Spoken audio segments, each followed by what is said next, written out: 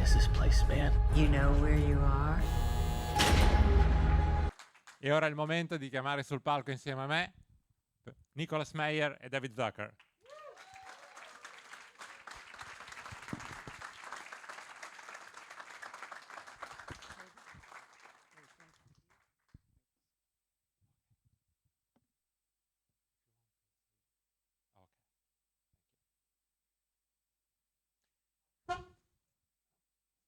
Ok, no problem.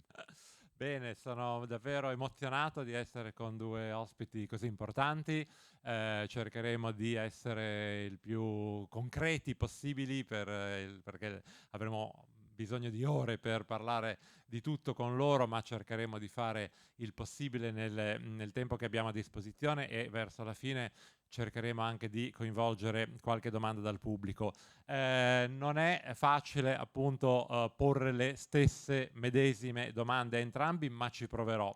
Si tratta di due figure che rappresentano la creatività all'interno delle serie e in generale della costruzione delle narrazioni industriali al massimo livello possibile, ma sono anche autori a modo loro, sicuramente lo sono in maniera piuttosto evidente. Nicholas Meyer ha fatto davvero tantissimo, ci sono molti trekkies qui presenti che poi troveranno modo di parlare di Star Trek, ma non è solo Star Trek, come sapete bene, è Sherlock Holmes, è Day After, tantissimi film, serie, multinarrazioni letterarie e cinematografiche. E David Zucker è l'esempio contemporaneo invece di che cosa vuol dire costruire delle narrazioni dei mondi all'interno di tante diverse piattaforme, come avete visto anche solo con i marchi che si susseguivano alla fine di questo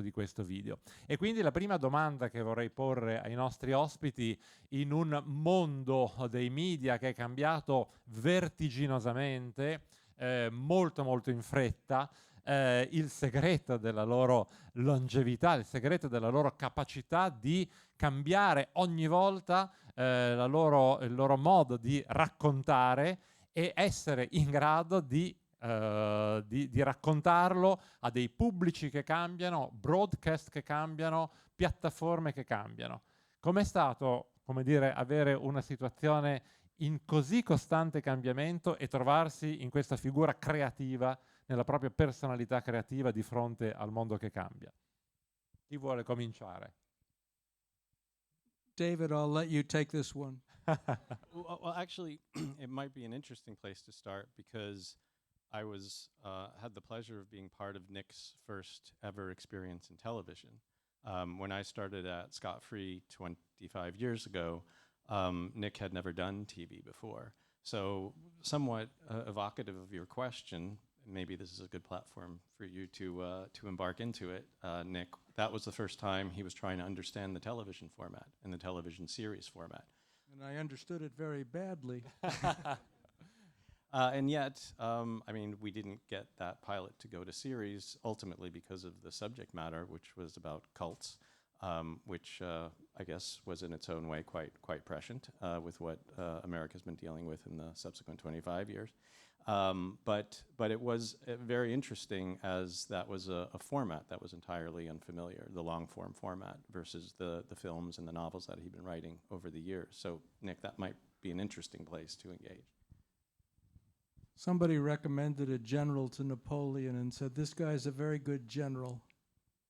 And Napoleon said, "I know he's good, but is he lucky?" I think I've been very, very fortunate in the people I've worked with, the people who've put up with me, the people who've given me chances. I learned a tremendous amount from Frank Spotnitz, with whom I've been partnered for years, and we did Medici, Masters of Florence together. And he was my sort of television teacher in a way, because I really, as you know, didn't understand it very, very well. But I think it's largely a matter of luck that I've been able to switch hats or coats or something. And I've never really planned my professional career. I just sort of fall into things I fell into doing the day after. It wasn't something that was planned. So I go back to Napoleon. And just picking up the question from another point of view, I think the singular philosophy at Scott Free, also given that we work for Ridley and Tony when he was alive, we're a talent-facing company first and foremost, and that in some ways really simplifies the objective, because I mean we look through the course of 20th century how the medium has changed and continued to evolve. But the one thing that is always of the greatest and purest need is that storyteller. And then it's our job on the producing side to find that opportunity or that means through which we can best channel that story. The benefit of being at Scott Free as well, before it became really ubiquitous in the 2015s when Netflix came into play, was that we were always an internationally facing company. And that gave us a much greater playground in terms of talent with whom we could collaborate and the types of stories we could tell. That I think has been one of the greatest byproducts of the last 10 years, acknowledging there's been a lot that's been lost and sacrificed through how rapidly the industry has transformed. Una mia curiosità, avevamo citato poco fa, insieme anche a Marco Spagnoli, The Day After, che in Italia è uscito al cinema come un film per il grande schermo, ed era un film per la TV. E mentre ha girato The Day After aveva in mente il cinema o la televisione?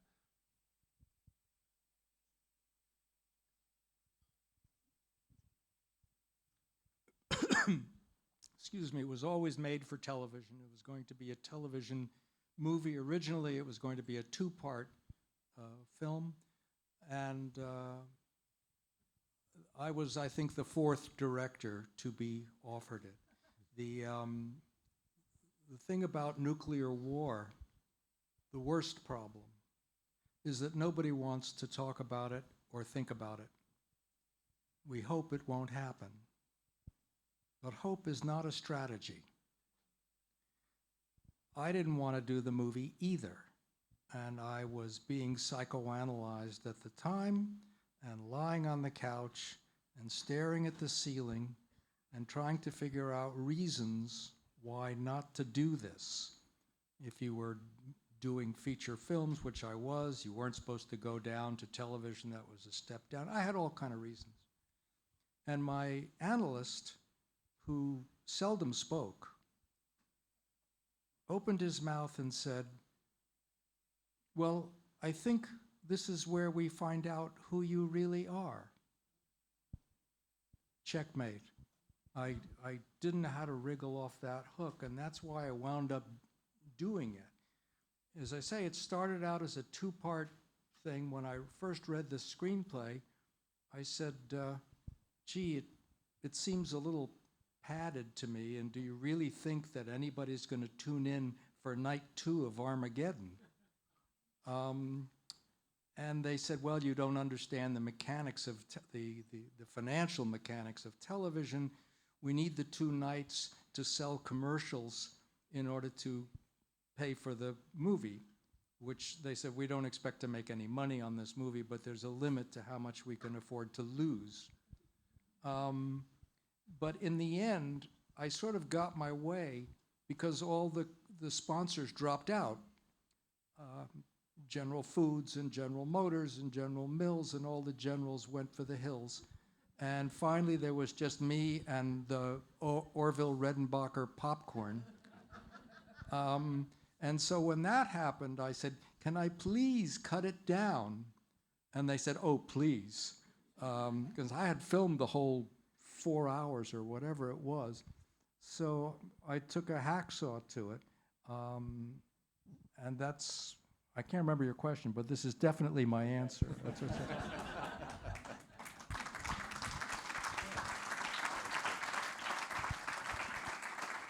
In questo rapporto tra quello che è stato insomma anche un certo tipo di sviluppo di progetti di 40 anni fa e quello che invece è uno sviluppo di progetti oggi. Sono molto affascinato da questa capacità di figure come David Zucker di poter gestire tanti progetti contemporaneamente, con l'idea di sviluppare delle idee che devono atterrare poi in tanti luoghi. E quindi a me sembra quasi che ci sia una somiglianza tra noi spettatori che oggi, nel 2026, siamo capaci di seguire tante serie contemporaneamente, anche 6, 7, 8 show contemporaneamente, seguire le narrazioni, e i produttori che magari stanno creando 6, 7, 8, 10 progetti contemporaneamente. È tutto moltiplicato negli ultimi anni, o sbaglio? Well, I'd say the greatest benefit of, or I'd say the greatest gift in terms of managing a multiple of projects was coming into parenting and parenting twins, which wasn't more daunting than managing a singleton because we didn't know any differently. But that, both emotionally and philosophically, is how I think we have a very small department, but we stay very engaged. But we're also there, I think, in hopefully the best of parenting spirit to support the talent and to provide all sort of protection at times, or all encouragement, or all feedback that we can, so that they can do the best of the work that they desire. I think, like with raising children, there are projects that are more needy. There are projects that that kind of take off on their own. And part of, I think, the real pleasure of doing series television is there's a longer-term relationship and partnership that you're venturing into. And it's not only seeing the discovery of this work, because even at the pilot stage, certainly at the development stage, it hasn't become anything yet. But unlike with a feature film, acknowledged I've never done one, but we're talking about a much longer term experience and a connectivity that we want to provide, hopefully, for the audience with those characters. But what we get to do as producers is also develop an intimate relationship with the creative team, who have their strengths, who have their hostilities, who have their anxieties. And it usually takes a season or two until you really discover this one likes to lock themselves in the editing room and they don't want to write, because that is a way to avoid writing. Or you may, or you may find an actor or an actress who really wants to produce, and you have a different type of relationship with them. That's the treasure of it. So in some ways, the question of keeping track, I think, is kind of similar to parenting, in that you're trying to provide all variety. I mean, we're not expert at anything as producers, but hopefully we have an aptitude. But most of all, I think the guiding principle is I did a show years ago, there was a brief period where I wrote, and it was a show about family court. And the judges' sort of foundation for decision was always what's in the best interest of the child. And that's always the conversation we have, be it notes from the network or intransigence from a creative. It's like, okay, what's in the best interest of the child? That's what we're all here to serve. Ok, thank you. Entrerei adesso nell'idea di scrittura, che è un'idea molto forte, il processo della scrittura. Abbiamo qui un grande scrittore, un grande sceneggiatore, oltre che regista, e abbiamo appunto, sappiamo quanto anche David Zucker supervisioni, scriva e sia dentro un processo di scrittura. Penso che la scrittura sia rimasta la cosa più importante, no? in tutte queste cose che cambiano. Com'è entrare con la scrittura in mondi che esistono già? Penso a Sherlock Holmes, ovviamente, Star Trek, quindi l'idea di entrare con la propria originalità in un mondo che già esiste, che ha i propri lettori, che ha le proprie passioni, che ha tutta una storia, eppure riuscire a dire qualcosa di nuovo dentro un mondo già esistente. È anche quella un dono della scrittura? Well, this is a big question, and I guess I have to answer it almost on a case-by-case basis, but the film director Robert Bresson said, "My job is not to find out what the public want and give it to them. My job is to make the public want what I want." I wrote my first Sherlock Holmes novel because I hated all Sherlock Holmes movies. I had grown up reading the original Arthur Conan Doyle stories, and that was what I was aiming to do. I had no idea whether it was going to be a #1 best-selling. There was no reason for me to think that. I was just indulging myself. I think as a writer, or maybe even as a person, I would never tell you a joke that I didn't think was funny. And when I attacked Star Trek, I had never seen it.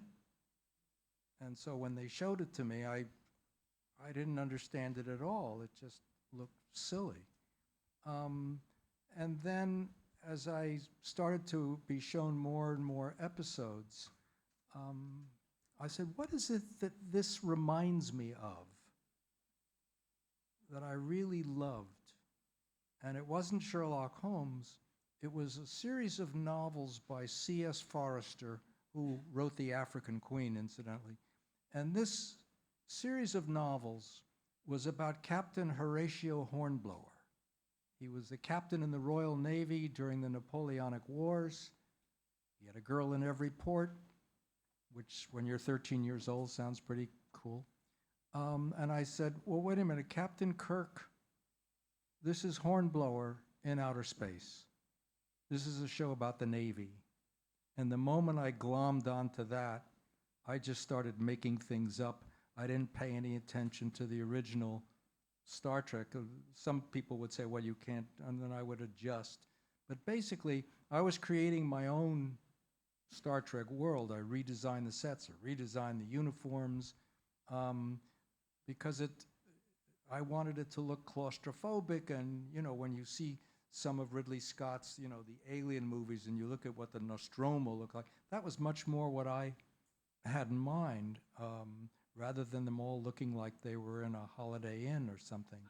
So I just kept making up my own world of Star Trek, which was a naval world, and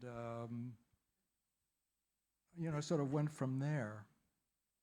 Grazie anche perché non mi aspettavo di sentir citato Robert Bresson oggi e sono molto contento di questo in una serata come questa. This is a very high class operation we got here. Veramente. Very, very high class.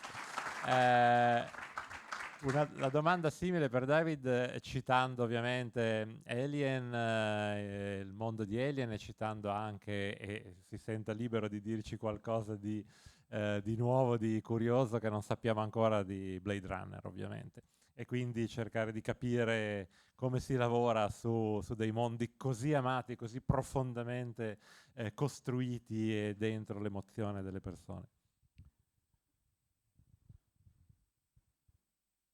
Well, you bring up one topic I can't really speak about. No, I tried. Yeah, so please forgive. I mean, the one thing I can share about Blade Runner is that the Comic-Con event this summer, which is coming up in a couple of months, information will begin to get released then. But I think the title tells you something, 2099.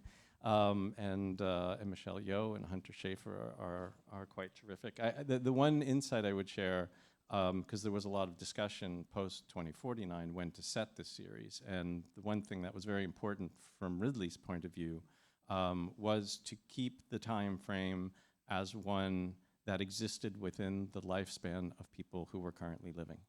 And that connectivity was very important to him, even as obviously this is a world of great distinction. And to a degree, just to sidetrack for a moment, that was a similar experience we had when we were making Man on the High Castle, which was also something we did with Frank Spotnitz. And the challenge there too, because that was a story, if you're not familiar with the Philip Dick novel, that basically envisioned that the Allies lost the war and America was divided between Japan. the Axis powers. But the story itself in the novel really didn't have much of a narrative construction to it. It's an alternate history, one that you would recognize, except that the history from that period when the war ended took on an entirely different course. So it was as extraordinary as anything futuristic we've ever done, because you had to envision what happened to clothing, what happened to music, what happened to cuisine, if certain influences of that era didn't exist and were influences that came from Europe and came from Asia. It was one of the most extraordinary creative processes. But the key was, which I think exists in all of these stories, is how do we find an intimate connectivity with our lead character? How do we find a relationship so that that's something we can really find an emotional resonance with? The thing I could probably tell you a little bit, perhaps on Alien, which we just began shooting the second season a few weeks ago, now in London, is, and that's been fascinating, because this is all from Noah Hawley's mind, and somewhat distinct from the experience Nick talked about on Star Trek. Noah actually went back to the original. Noah, in an undertaking Alien, wanted to find a way to provide a feeling and an experience that was evocative of that which he had when he originally saw the film. But because by its very nature, it's a different type of story structurally, and it's a long-form story that will hopefully go on for many years, there was a chance for him to take, unlike Blade Runner, there's not a lot of mythology in Alien. So he got to actually create that world in the way that Nick recreated the Star Trek world. And we look at this question that was seeded in the late 70s in Alien, and talking about these big corporate powers. In the 70s, we had no visibility into them. All of these decisions were made out of public view. Now, those things are happening in front of our eyes. The powerful titans of technology today are on our screens daily and changing our lives with great regularity. That became an incredible space for Noah to explore this story of the point of view of a 12-year-old girl trying to see where the real threat exists when corporations have taken over the earth, and where technology is beginning to supersede humanity. And there isn't a question built within those themes that we can't have some curiosity or desperate insight into. Grazie. E tra un po' daremo anche la voce al pubblico, che vedo sia ansioso di fare domande. Mi volevo togliere qualche altra soddisfazione e volevo chiedere a Nicholas se lui, è una domanda ovviamente che può sembrare un po' stupida, però volevo sapere se Nicholas Meyer si sente principalmente più uno scrittore, uno sceneggiatore, un regista. Qual è il ruolo in cui si trova meglio, e magari anche se ha voglia di raccontarci qualcosa della genesi di un film che è diventato un vero e proprio cult movie, che è Time After Time, un film per molti di noi indimenticabile, magari meno celebrato di Star Trek o di Sherlock Holmes, ma un film straordinario. Malcolm McDowell. Well, first of all, thank you for those kind words about Time After Time. I see myself as a storyteller. It never much mattered to me whether it was a happy story or a sad story or a story in the past or a story in the present or a story in the future. I didn't much care. I just wanted it to be a good story. And somebody said, well, what's your definition of a good story? And I said, a good story is a story that once I've told it to you, you understand why I wanted to tell it to you. Henry James said that the least demand you can make of a work of art is that it be interesting. And the most demand is that it be moving. So the next stage for me is what venue is best suited to the story that I was. So when I stumbled onto what became Time After Time, which is two Victorian gentlemen on the loose in 20th century San Francisco, and this was a story that somebody showed me that they were writing. And I said to myself, wow, this isn't really a book, which is what he's writing. It was a visual idea. And if you've ever seen Jean-Luc Godard, Alphaville, it's sort of the same idea where just everything had a different name. And I sat for a while envying his story and thinking, but I know what to do with it. And then, you know, it always takes me a while because I'm a slow thinker. I wake up in the middle of the night and say, well, why don't you option his story? And then you can do what you want, which is what I did. I think what's happened to stories, if I can just digress for a minute, is interesting. In the beginning, in the dark, when the lights went out, you could either procreate or talk to each other around the campfire. That's where stories began. And stories went on and on and on. The Odyssey goes on and on. Gilgamesh goes on and so forth. And because everybody had a lot of time. But as time has passed, the idea of long-form stories, the kinds written by Dickens or Alexandre Dumas that were serialized, that go on and on and on, now there are so many competing venues. And I think what really is the death of narrative, as near as I can figure it out, is the cell phone.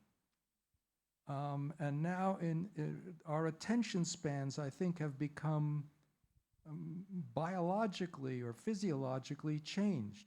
We're addicted to these things. We're on them all the time. We take them into movie theaters.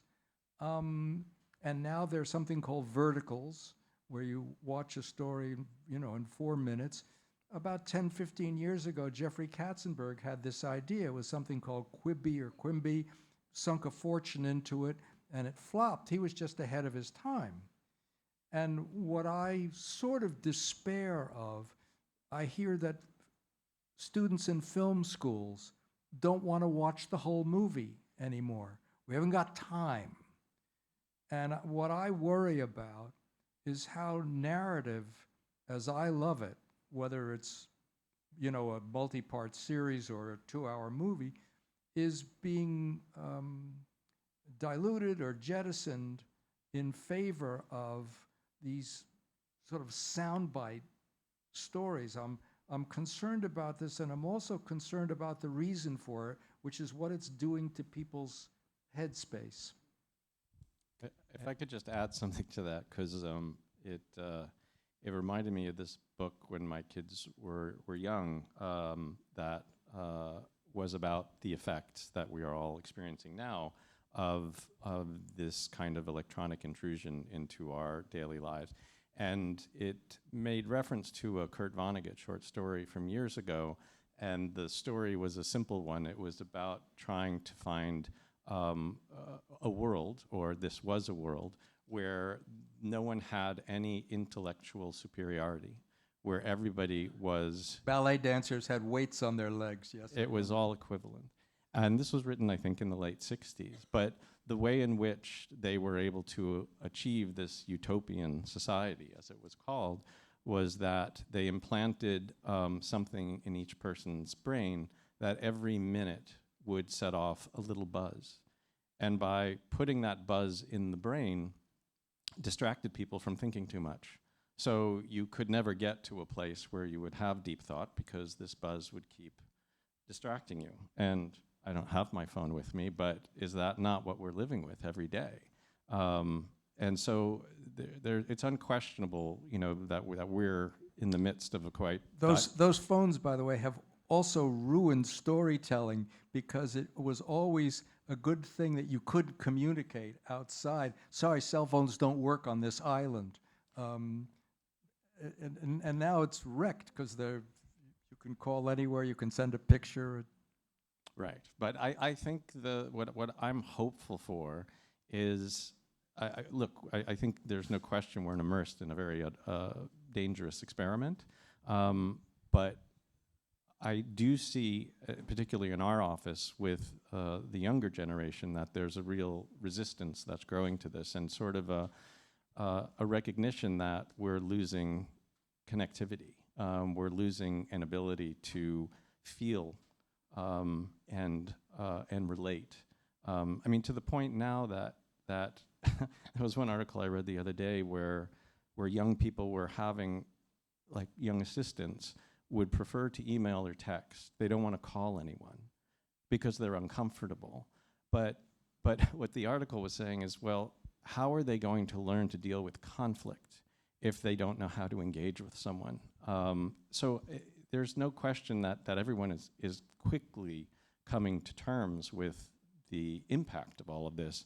But where my hope resides is that when this kind of rapid, aggressive change transpires, we will inevitably be drawn to each other again for the reasons that Nick was describing, because at the end of the day, that is really what keeps life vital. Because what I'm seeing, though, online is incivility.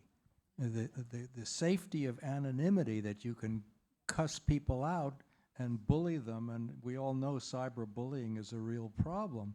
And how do you mitigate that? How do you teach people to talk to each other face to face and not, sort of cell phone to cell phone, or just tapping out abusive stuff? A lot of rage online.